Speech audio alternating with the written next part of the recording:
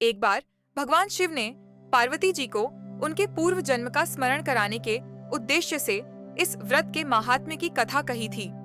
श्री भोले शंकर बोले, हे गौरी, पर्वतराज हिमालय पर स्थित गंगा के तट पर तुमने अपनी बाल्यावस्था में 12 वर्षों तक अधोमुखी होकर घोर तप किया था।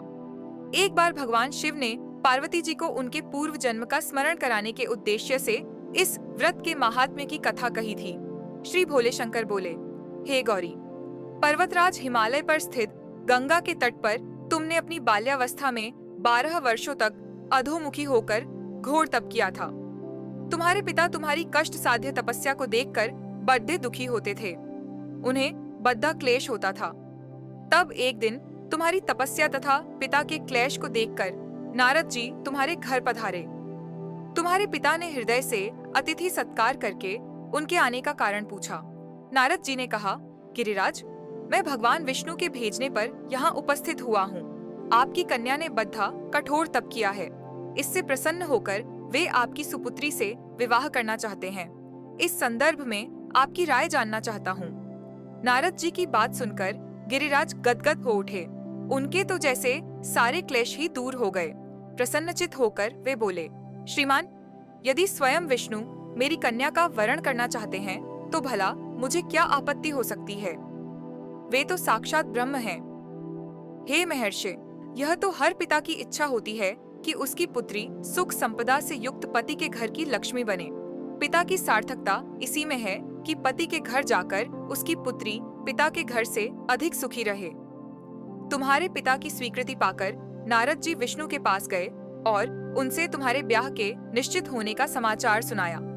मगर इस विवाह संबंध की बात जब तुम्हारे कान में पड़ी तो तुम्हारे दुख का ठिकाना न रहा। तुम्हारी एक सखी ने तुम्हारी इस मानसिक दशा को समझ लिया और उसने तुमसे उस विक्षिप्तता का कारण जानना चाहा। तब तुमने बताया, मैंने सच्चे हृदय से भगवान शिव शंकर का वरण किया है, किंतु मेरे पिता ने मेरा विवाह विष्णु जी से निश्चित कर दिया। मैं विचित्र धर्म संकट में हूँ, अब क्या करूँ? प्राण छोड़दा देने के अतिरिक्त अब कोई भी उपाय शेष नहीं बचा है। तुम्हारी सखी बद्दी ही समझदार और सूझबूझ वाली थी।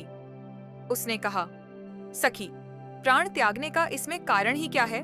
संकट के मौके पर धैर्य से काम लेना चाहिए। नारी के जीवन की सार्थकता इसी में है कि पति रूप में हृदय से जिसे एक बार स्वीकार कर लिया, जीवन पर्यंत उसी से निर्वाह करें।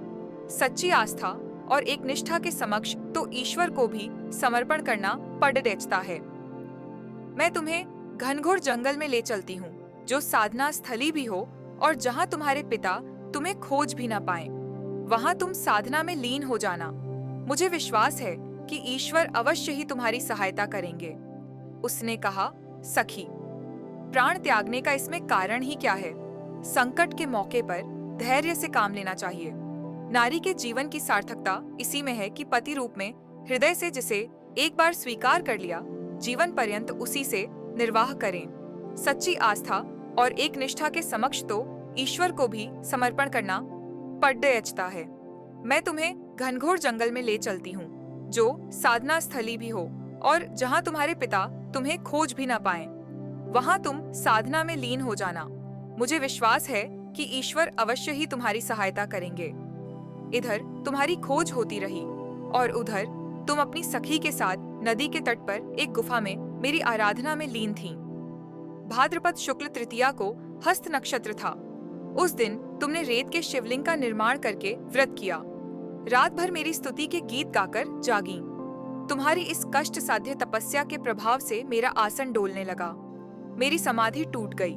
मैं तुरंत तुम्हारे समक्ष जा पहुंचा और तुम्हारी तपस्या से प्रसन्न होकर तुमसे वर मांगने के लिए कहा।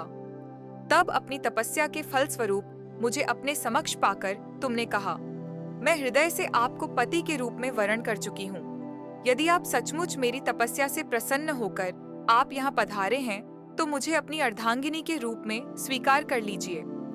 तब मैं तथास्तु कहकर कैलाश पर्वत पर लौट आया। प्रातः होते ही तुमने पूजा की समस्त सामग्री को नदी में प्रवाहित करके अपनी सहेली सहित व्रत का पारणा किया। उसी समय अपने मित्र बंधु व दरबारियों सहित गिरिराज तुम्हें खोजते खोजते वहां आ पहुंचे और तुम्हारी इस कष्ट साध्य तपस्या का कारण तथा उद्देश्य पूछा। उस समय तुम्हारी दशा को देखकर गिरिराज अत्यधिक दुखी हुए और पीड़ा के कारण उनकी आंखों में आंसू उमड़ आए थे। तुमने उनके आंसू पोंछते हुए विनम्र स्वर में कहा, पिताजी, मैंने अपने जीवन का अधिकांश समय कठोर तपस्या में बिताया है। मेरी इस तपस्या का उद्देश्य केवल यही था कि मैं महादेव को पति के रूप में पाना चाहती थी। आज मैं अपनी तपस्या की कसौटी पर खरी उतर चुकी हूँ। आप क्योंकि विष्णु जी से मेरा विवाह करने का निर्णय ले चुके थे, इसलिए मैं अपने आराध्य की खोज में घर छोड़कर चली आई। अब मैं आपके साथ इसी शर्त पर घर जाऊंगी कि आप मेरा विवाह विष्णु जी से न करके महादेव जी से करेंगे। गिरिराज मान गए और तुम्हें घर ले गए। कुछ समय के पश्चात शास्त्रोक्त विधि विधान पूर्वक उन्होंने हम दोनों को विवाह सूत्र में बांध दिया। हे पार्वती, भाद्रपद की शुक्ल तृतीया को तुमने मेरी आराधना करके जो व्रत किया था, उसी के फलस्वरूप मेरा तुमसे विवाह हो सका।